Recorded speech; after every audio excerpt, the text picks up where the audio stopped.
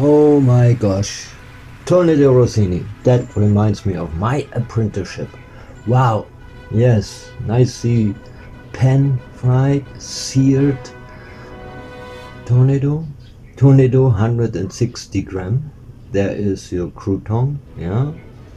Nicely absorbed with the butter and your foie gras. Good. Oh my god. I remember that. I never could do it. I was breaking my finger, I messed up the mushroom, it always looked ugly. I could not figure out this technique. This guy is a genius. It reminds me of Frank who was teaching me. Ah, my goodness, I could not make it. But I know how to cook it. So, here's my pan, oil, yes, also butter, good, some herbs. Very similar the way we did this. Yes, a few drops of Madeira sauce. Good. And then let the mushroom absorb the flavor of the butter.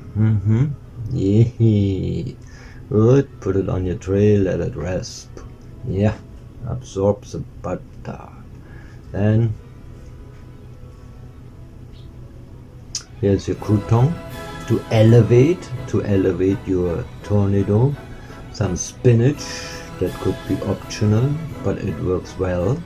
Here comes your tornado, medium rare, foie gras, and your truffle.